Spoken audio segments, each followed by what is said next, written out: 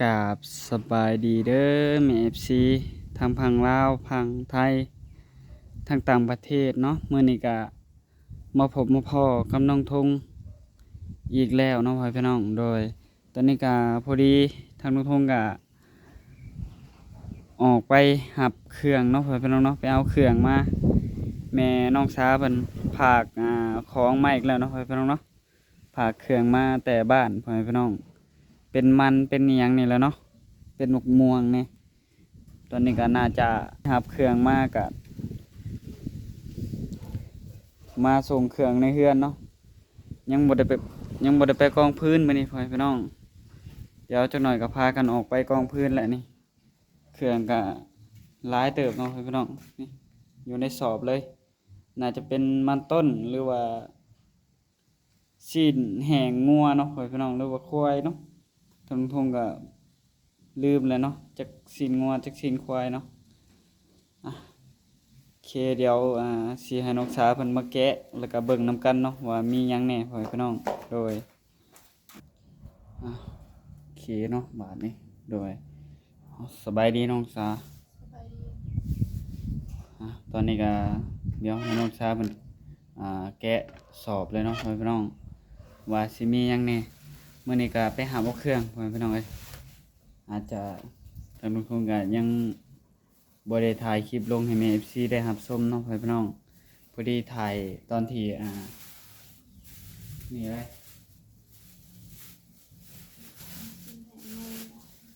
อันนี้เป็นชิ้นแห้งงัวเนาะอันนี้ก็มันพ่อพี่น้องแม่นบ่มันแก้วพ่อพี่น้องแม่เฒ่าเพิ่นซื้อมาจากถุงหลายถุงเติบเนาะแต่ว่าหัวน้อยพ่อพี่น้องเอ้ยหัวบ่ใหญ่เนาะโอ้มะม่วงพร้อมนี่มะม่วงนี่ก็มันอีกเนาะมันมีก็คือเลยเล่ากับไปกินด้วยเขาเอาหายเล่าเลยเล่ากับไปกินแล้วก็เลย สีม่วง คือว่ายังใหญ่แล้วแง่ออก อันนี้ก็เอียงมานี่แล้วม่วง ลูกมัน ของม่วงมัน มันนี่ยังคือขดอยู่เนาะ มันกดอยู่นี่เลย ประมาณนี้พอพี่น้องหับเครื่องอันนี้เนาะ สิ้นแห้งเขาบอกว่าเราเอาผ่านต่อกินมากเนาะ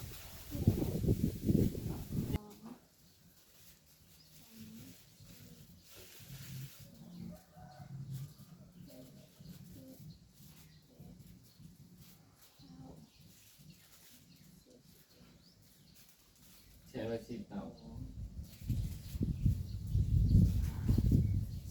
ต่อมันเป็นหลักเขาไปเย็นไว้สิ้นแห้งงัวเป็นเห็ดเองเนาะเป็นผักทางสาร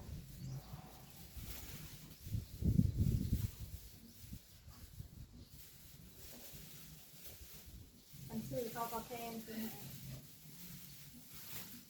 พอดีแหละยามแรงๆเนาะพากันไปอันนั้นพากันไปกองพื้นมันจังบ่แดดปานใดเนาะพี่น้องยามแรงๆพากันไปกองพื้นมันละค่ะ ตอนจักหน่อยนี่ก็ได้จักหน่อยนี่ก็สิได้ไปหับเครื่องอีกบ่เครื่องที่แม่ FC เพิ่นฝากมาเมื่ออื่นก็ได้ค่ะ มื้ออื่นบ่เครื่องเป็นเครื่องนุ่งเครื่องหยังนี่เลยเนาะมี FC เพิ่นฝากมา อันนี้ก็จะเป็นมันใหญ่ เป็นมันกับมันหัวใหญ่หัวน้อยเนาะ หลายแห้งถากมาไหนทำกันมันหัวใหญ่เป็น หัวใหญ่แต่มันโมเมนต์หัวเหลืองเนาะเดี๋ยวทางนุ่งทงสิไปนั่งกันเนาะปกติทางนุ่งทงก็ถ่ายคลิปบ่ค่อยได้ให้ ให้เห็นหน้าบันไดเนาะพี่น้องเปิดคลิปก็บ่ได้ให้เห็นหน้าเนาะพี่น้องเนาะโดยเดี๋ยวมานั่งนี่ก่อนว้า เขาต้องแบมเนี่ยไหนถูกใส่สอบเอง มันม่วงยังเนี่ย มองเลยครับ เป็นแดงลูกม่วง เป็นเจ้าเคยกินบ้าง กินแห้งงัวโอ้คือกันกินงัวเลยจักสินแห้งยังเลยซื้อมาแล้วก็กินไปเนาะอ่ะก็ มีสิบแห่ง ก็ถือว่าทางลุงทุ่งก็มีกินหลายมื้อพ่อพี่น้องเอ้ยถ้าว่าบ่มีของกินแนวอื่นก็นี่มกมันกินกับข้าวก็ได้นี่พ่อพี่น้อง มันทงหนึ่งทางอุตสาหนึ่งได้สามเผือก กิน2คนเนาะก็อาจจะกินบ่ได้หลายปานใดเนาะ เราเอามาให้ไว้เลยได้ถ้ามีแต่บ่ต้องมัดมันทุงยางมีแต่แพรออกใส่สอบ แม่นแช่ไว้ยันมันอัพเนาะอัพแล้วมันสิเน่า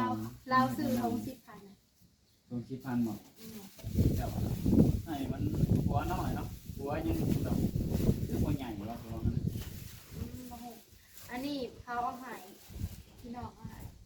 ลาวหอดบ่ได้คิดแล้วเอามาให้ หัวใหญ่ นี่ไอ้โทตัวดิไอ้โท โอ้มาหัวใหญ่นี่เอาแรงๆทางมันทุ่งอยู่ไปกองพื้น นี่ เนาะ ตัวดิ หัวใหญ่โอ้น้ำปักมือนี่นะ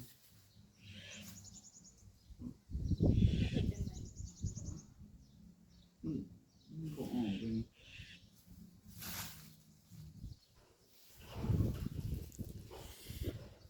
เอาบาทนี่เสียแล้วได้กินน้องสามันนี่ เอาไว้หนึ่งมาเลย บอกเอาประมาณนี้เนาะพี่น้องเนาะ เอาไว้หนึ่งหลายๆ ของกินน่ะมีหลายเนาะจังบ่ได้ชื่อเพิ่นพี่น้องเอ้ย ปลาในตู้ก็มี ปลาในตู้ก็ยังเหลือหลายอยู่ มีซีนแห้งตามแจ่วเก็บ อันนี้ก็สิ้นแห้งทั้งแม่เฒ่าเพิ่นก็ฝากมาอีกแล้วพี่น้องโอ้ก็ หลายเนี่ยไอ้โทหลายแห้งซื้อข้าวนี่โอ้ยมันหนึ่งนี่50,000เนาะมันหนึ่งมีแต่ในเดียวหนึ่งสิหาต่อไอ้โทเนาะ50,000 แม่นเมื่อก่อนยังว่าซื้อกินเนาะพี่น้องหาก็น่าจะหาบ่ได้ในยามนี้พี่น้องเอ้ยหายังมันบ่มีทางหาเลยเนาะทางแถวนี้นะแต่ว่าแถวอื่นน่ะเพิ่นมีหม่องห้วยหม่องหยังเพิ่นหากินพี่น้องเอ้ยน้องแถวนี้ก็น้ำแห้งหมดแล้วบาดนี้ ไข่ปากนี่ออกหมวกว้า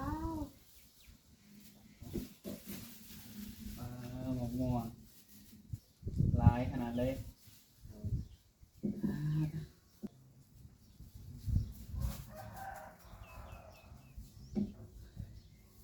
ถ้าให้อัน เอาไว้หนึ่งกินหลายๆมื้ออยู่มัน ทางรถทงก็แวะไปถามเครื่องเพิ่นส่งมาฮอดหรือบ่เนาะแล้วก็ทางรถทงก็แล้วก็แวะไปเตาถ่านไว้พี่น้องเอ้ยไปหับเครื่องอยู่อันตลาดใหญ่แล้วก็มาเบิ่งเครื่องอยู่หม่องหลัก12นี่อีกเนาะก็เลยดนแหน่จักหน่อยขอมีหยังแหน่อยู่ในถุงนี่แต่ก็มีมันหลายเติบให้พี่น้องแล้วก็มะม่วงที่น้องสาวเพิ่นมักกินนั่นแหละออกไปเตาถ่านพ่อแม่พี่น้อง ดู ไปหากองพื้นก่อนบาดนี้เนาะก็พื้นก็ได้ประมาณ3โหลดแล้ว ไปแก่เอามือวานนี้พ่อแม่พี่น้องน่าจะเบิดแล้วเนาะพื้นทางลุงทงไปเก็บน้ำแม่เฒ่าก็ได้อยู่ตอนนั้นก็ได้อยู่แต่ว่าทางลุงทงก็บ่ได้ไปเอาเนาะก็ให้แม่เฒ่าเพิ่นเลยมีแต่ได้แต่3โหลดทางลุงทงก็ได้เอาประมาณนี้เนาะพ่อแม่พี่น้องโดยก็สิได้ไปละบาดนี้ให้น้องสาวมันเก็บเครื่องเก็บของไว้ก่อน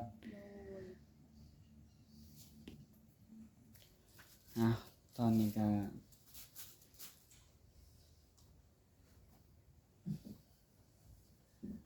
อยู่เพื่อนเดี๋ยวทางลุงทงสีไว้น้องสาวเก็บอันนี้ไว้ทางแถวเพื่อนนี่แหละเดี๋ยวจะมาซื้อครบไปเลยเนาะมันเป็ดล่างของน้ำแล้วก็แนวทูอยังแนวทูเพื่อนแต่ว่าบ่ได้ทูเพื่อนเดี๋ยวทูของน้ำเนาะพี่น้องเนาะโดยสาวคนงาม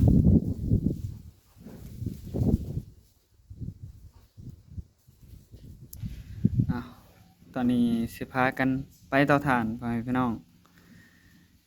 เดี๋ยวไปพอกันอยู่เตาถ่านเลยเนาะพ่อแม่พี่น้องเนาะตอนนี้ก็แดดยังร้อนๆอยู่เลยเดี๋ยวสิไปกองวันนี้น้องซากะมาเฮือนเนาะไปเตาถ่านเพิ่นกะเปิดเพลงกะถ่ายคลิปบ่ได้ไปเรียนใหม่ขึ้นเตาเนาะไปเตาถ่านกะ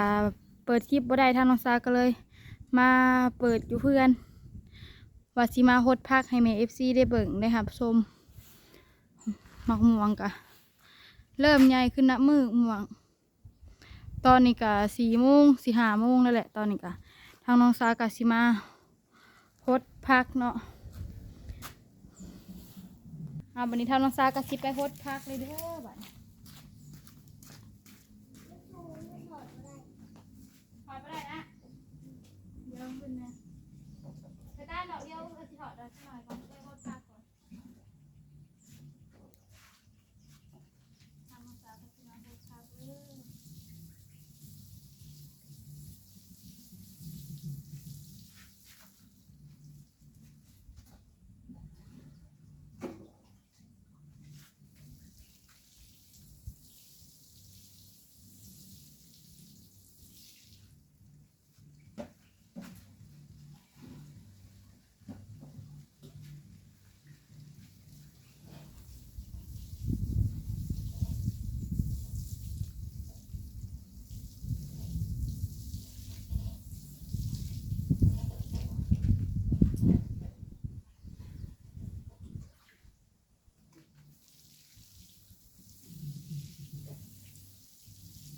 เพิ่นก็เปิดเพลงเนาะจักสิเข้าหรือบ่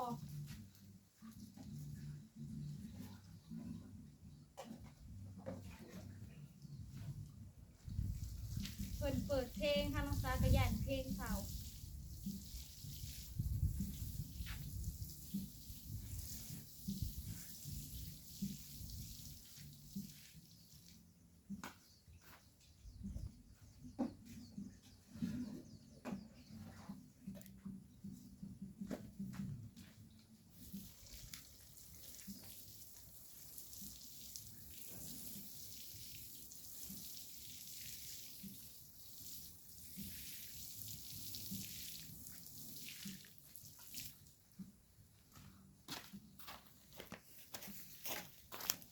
เรือนานสุดท้ายเนาะเมืองทางน้องซากะ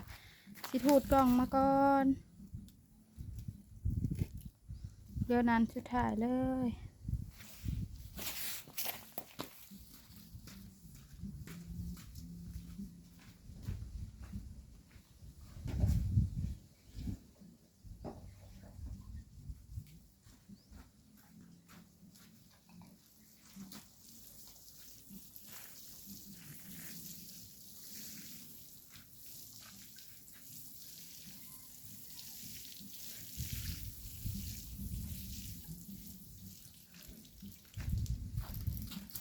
แล้วหดนานสุดท้ายปะ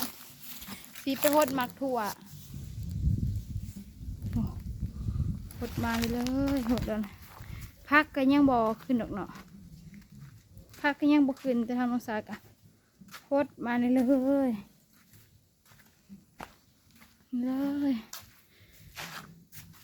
ทางน้องซากะสิหดนานพักบัวตัวนั้นก่อน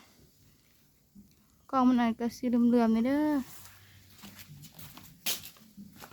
ใส่เข้ามาซะนี่หดนานพักบัวตัวนี้เลย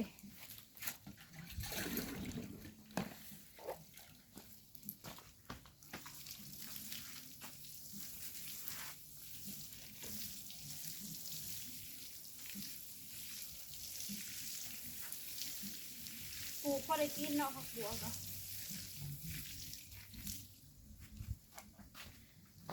โหดแล้วผักบัวท างน้องสาก็สิไปโหดบางถั่วเนาะทางน้องสาไปตักเอาน้ำก่อน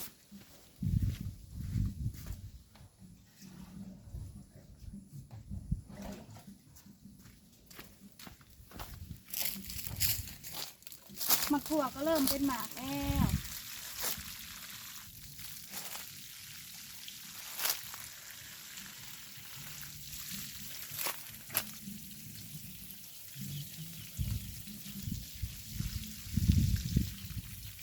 เดี๋ยวไปเอามาโหดอีกบัวหนึ่ง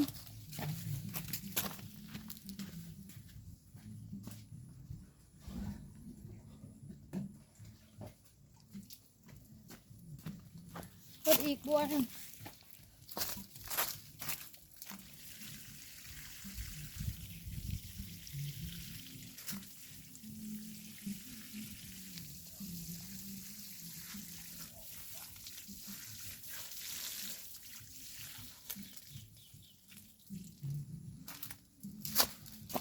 แล้วทางขอโหด